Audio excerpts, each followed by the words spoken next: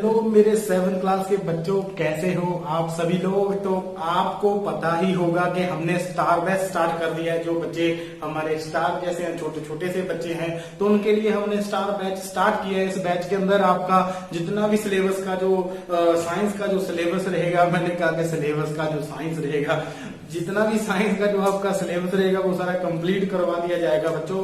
तो आपका ये वीडियो जो अभी है और ये 7th क्लास के लिए रहेगा। तो आपको टेंशन लेने की जरूरत नहीं है कि आपको ऑफलाइन या ऑनलाइन आपके जो स्कूल्स हैं वो नहीं लग रहे। और ये सरकार का काम है, जो भी करना है करे, हमें कोई दिक्कत लेने देने वाली कोई बात नहीं है, हमारा कोई लेना देना नहीं है उनसे। लेकिन हमारा एक ही काम है कि जो बच्चे 7th क्लास के जिनका सिलेबस बहुत ज्यादा पीछे छूट रहा है, जब न्यू सेशन में अभी हुए हैं, तो आपको वो सारा सिलेबस कंप्लीट करवा दे। तो ये स्टार्ट बैच इसीलिए स्टार्ट किया है कि इस बैच के अंदर आप जो 7th क्लास के जितने भी बच्चे हो, 6th क्लास के जितने भी बच्चे हो, 5th क्लास के जितने भी बच्चे हो, और जितने 8th 9th और 10th और 11th और +2 के जितने भी बच्चे हो, आपका सिलेबस कंप्लीट करवाया जाए। लेकिन अभी इस वीडियो में आपको सिर्फ 7th क्लास जो साइंस पढ़ती है उनके लिए सिलेबस जो कंप्लीट करवाया जाएगा। ये वीडियो सिर्फ 7th क्लास के लिए रहेगी।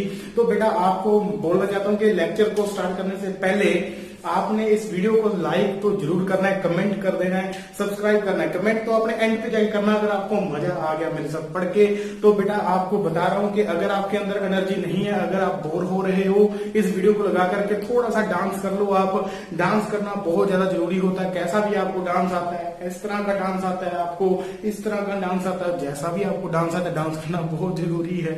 कैसा डांस कर रहे हैं सर, क्योंकि इसके कारण आपको एनर्जी आएगी। डांस करोगे तो एनर्जी आएगी, तो आपको मजा आएगा। क्योंकि साइंस एक ऐसा सब्जेक्ट है जिसके अंदर आपको अगर मजा आता है, अगर एनर्जी है, अगर आपका इंटरेस्ट है सब्जेक्ट के अंदर, तो आप साइंस के जितने भी कंसेप्ट हो इजीली आप समझ सकते हो। अदरवाइज आपको जो बच्चे कहते हैं कि हमें साइंस से नफरत है, वही बात है कि साइंस से आपको नफरत हो जाएगी। वैसे एक साइंस एक ऐसा सब्जेक्ट है जो सभी सब्जेक्ट से बहुत ज्यादा इजी सब्जेक्ट होता है, लेकिन थोड़ा सा टेक्निकली होता है। इसमें साइंटिफिकली जो वर्ड्स आते हैं कुछ वो समझ में नहीं आते बच्चों को, इसीलिए वो साइंस अच्छी नहीं लगती। क्योंकि आपको सिर्फ और सिर्फ ये समझाया जाता है कि आपको साइंस के अंदर फिजिक्स पढ़नी है, साइंस के अंदर बायोलॉजी पढ़नी है, साइंस के अंदर आपको केमिस्ट्री पढ़नी है, साइंस के अंदर आपको ईवीएस पढ़नी है, साइंस के अंदर आपको साइंस पढ़नी है। तो इसलिए आपको समझ में नहीं आता। तो मैं आपको समझाने के लिए आया हूं इधर, आपको अच्छी साइंस बनाने के लिए आया हूं। आपका जो साइंस का जितने भी कंसेप्ट है वो सारे अच्छे बनाएंगे इस बैच के अंदर। तो बेटा आज का जो वीडियो है हम स्टार्ट करेंगे न्यूट्रिशन इन एनिमल के साथ। जो 7th क्लास के बच्चे आपको बताना चाहता हूँ, जो आपका चैप्टर है, 2nd चैप्टर आई थिंक रहेगा ही न्यूट्रिशन। जो बच्चे कोई और बुक फॉलो करते हैं, कोई दिक्कत नहीं है, जिनमें ये चैप्टर कोई अलग सीरीज में लगा होगा। जैसे बहुत सारी मार्केट में बुक्स आती हैं, तो आप जो भी बुक ले लो, कोई दिक्कत नहीं है। जो हमारा ये वीडियो रहेगा सभी बुक्स के लिए, जितना भी मटेरियल है वो सारा सफिशिएंट ये वीडियो रहेगा। तो आप बच्चों के लिए खुशी रहेगी। ऐसा नहीं है कि आपको कुछ आधा पचदा जो है कि मटेरियल करवा करके आपका सिलेबस कंप्लीट करवा जाएगा, ऐसा नहीं है। तो चैप्टर खत्म होने के बाद आपको एक्सरसाइज वाले क्वेश्चन भी करवाए जाएंगे। तो सारा ए टू जेड आपको परफॉर्मा कंप्लीट करवाया जाएगा। तो इस वीडियो में आपको स्टार्ट करवाएंगे न्यूट्रिशन एंड एनिमल। तो ये आपका न्यू चैप्टर है, लेकिन चैप्टर को स्टार्ट करने से पहले इंट्रोडक्शन, जैसे आपको पता ही है कि प्रिंस सर जो होते हैं वो इंट्रोडक्शन तो करवाते ही हैं पहले। तो इंट्रोडक्शन करना बहुत जरूरी होता है, ठीक है जी।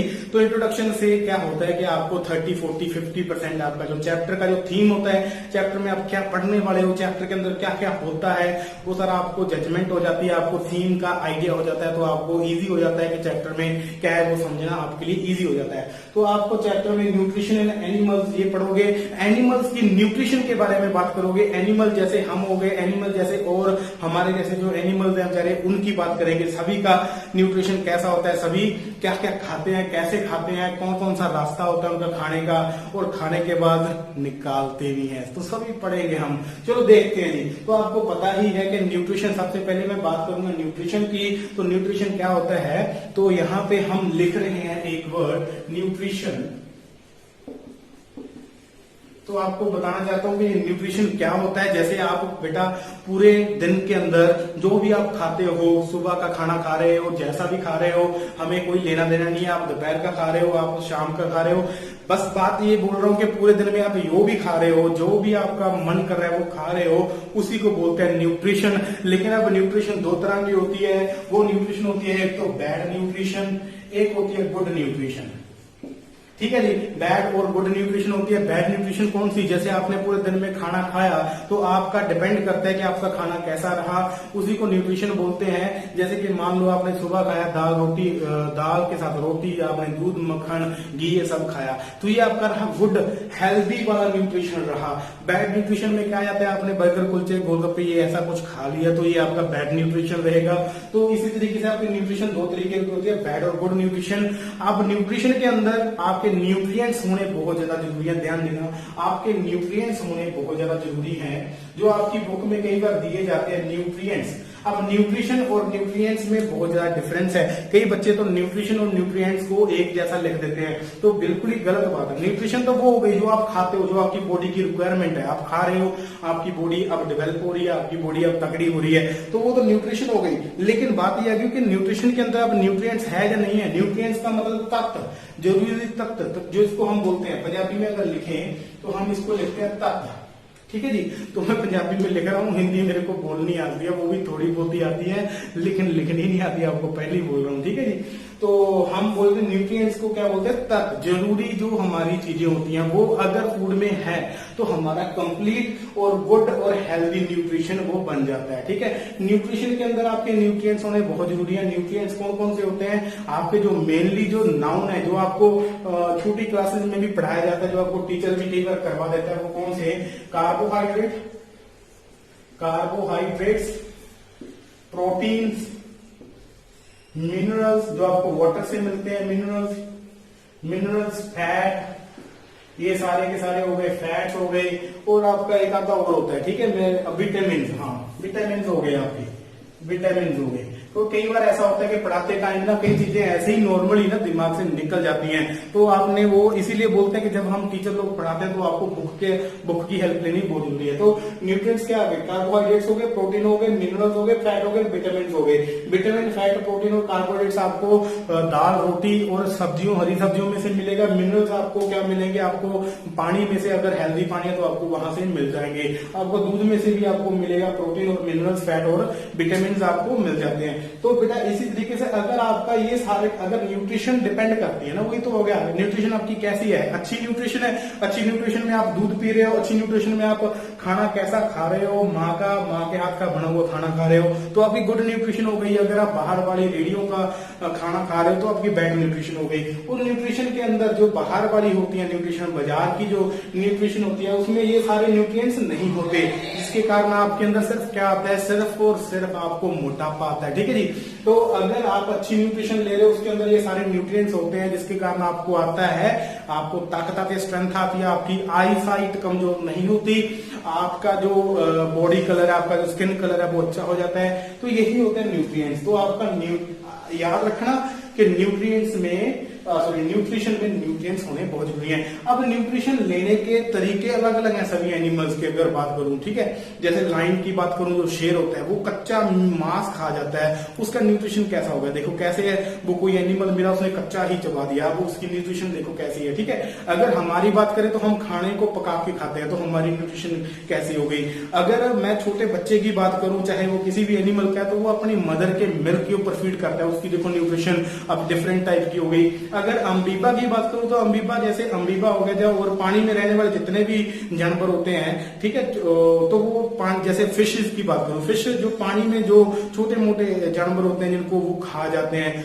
उनको वो उनकी अलग तरह की न्यूट्रिशन होगी। अगर स्टार फिश की बात करूं तो स्टार फिश का कई बार जिक्र किया जाता है, तो स्टार फिश जो शेल होते हैं, शेल, हार्ड शेल, जो कैल्शियम कार्बोनेट के बने होते शेल होते हैं, तो कैल्शियम कार्बोनेट जो आपने देखा होगा कभी शेल में, जैसे स्नेल का सेल हो गया, ठीक है, तो इस तरीके से पाइला हो गया, तो इस तरीके से जितने भी शेल होते हैं उनमें से जो निकलने वाला सॉफ्ट सा एनिमल होता है, तो उसको वो खा जाते हैं। कैसे खाते हैं स्टार फिश, अपना जो स्टमक होता है माउथ से बाहर लेके उसको जैसे शक करता है कोई चीज को, इस तरीके से वो क्या कर जाता है, वो शेल के जो सॉफ्ट एनिमल को इनगल्फ कर जाता है, जिसके कारण उसकी जो न्यूट्रिशन है वो अलग तरह की न्यूट्रिशन हो गई। तो बेटा ये जो न्यूट्रिशन है वो हर एक एनिमल की अलग अलग अलग तरह की न्यूट्रिशन होती है।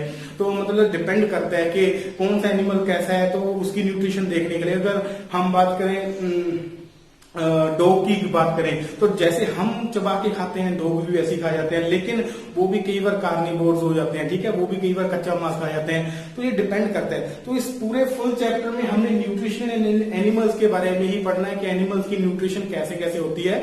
तो जैसे जो हमारा आ गया डाइजेस्टिव सिस्टम, पूरा डाइजेस्टिव सिस्टम हो गया पूरा, ठीक है, तो उसके बारे में हम स्टडी करेंगे। एक आपको बात बताना चाहता हूँ, बड़ी इंपॉर्टेंट बात है, जो भी आप चीज खाते हो तो आपकी बॉडी उसको डायरेक्ट हजम नहीं करती। डायरेक्ट हजम का मतलब डायरेक्ट डाइजेस्ट नहीं करती। मान लो आपने कार्बोहाइड्रेट्स खाए हैं, मान लो आपने शुगर खाया है, ठीक है, शुगर जो आपकी खंड होती है गर्भ में, तो अगर आप उसको डायरेक्ट खा रहे हो, मान लो आप खेल रहे हो, एनर्जी खत्म हो गई, तो आप ग्लूकोन डी पी लेते हो। आपकी मम्मा बोलते हैं लो बेटा ग्लूकोन डी पी लो, आप किसी गिलास में घोल करके, पानी में घोल करके, है ना, तो आप ग्लूकोन डी पी लेते हो तो आपकी एनर्जी बूस्टअप हो जाती है। मैं आपको अगर बोलूं कि आप डायरेक्ट खंड खा लो, तो देखो ग्लूकोन डी, उसमें ग्लूकोज होता है। ग्लूकोज क्या होता है? मीठा होता है ना, शुगर की टाइप, स्वादिष्ट मीठा मीठा सा होता है ना, स्वीट होता है। तो इसी तरीके से अगर मैं बात करूं कि जो शुगर होती है आपके घर में, जिसकी आप चाय बनाते हो, अगर आप वो खा लो डायरेक्ट तो नहीं खा सकते, क्योंकि जो शुगर होती है, जो क्रिस्टल मॉलिक्यूल्स होते हैं, उसको बॉडी डायरेक्ट हजम नहीं करती, डायरेक्ट डाइजेस्ट नहीं करती।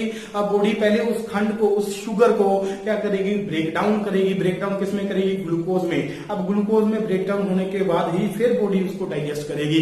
अब देखो क्या प्रोसेस होता है, पहले आपने शुगर खाई, शुगर खाने के बाद बॉडी ने अब उसको तोड़ना स्टार्ट किया, किसमें? ग्लूकोज में। और ये प्रोसेस लंबा प्रोसेस हो जाता है, मान लो आधे दिन का हो गया, पूरे दिन का हो गया, 1 घंटे का हो गया, तो फिर आपको ग्लूकोज मिला, फिर आपकी बॉडी ने उसको डाइजेस्ट किया, ठीक है।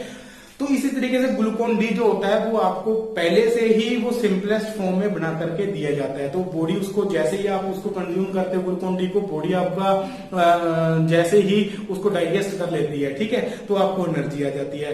आप इस वाले प्रोसेस को क्या बोलते हैं? डाइजेशन बोलते हैं। आप डाइजेशन की अगर बात करूं तो यही होती है डाइजेशन। तो अगर डाइजेशन का आपने एग्जाम का हो, आपने कोई डेफिनेशन लिखना हो, कई बच्चों को डाइजेशन के बारे में ही नहीं पता होता। डाइजेशन देखो, हर एक टॉपिक को अपने ध्यान से समझना होता है। डाइजेशन क्या होती है कि आपकी बॉडी किसी भी खाने वाली चीज को डायरेक्ट डाइजेस्ट नहीं कर सकती, उसको पहले, वो कॉम्प्लेक्स फूड में होती है, उसको पहले सिंपल फूड में ब्रेक डाउन करेगी। जब वो सिंपल फॉर्म में ब्रेक डाउन हो गया, तब आपकी बॉडी क्या करेगी, हमारी बॉडी क्या करेगी? उस फूड को डाइजेस्ट करने में हेल्प करेगी, डाइजेस्ट कर लेगी। अब इस वाली प्रोसेस को क्या बोलते हैं? डाइजेशन बोलते हैं। तो सिंपल सी बात होगी, तो आप इसका लिख भी सकते हो डेफिनेशन, क्या?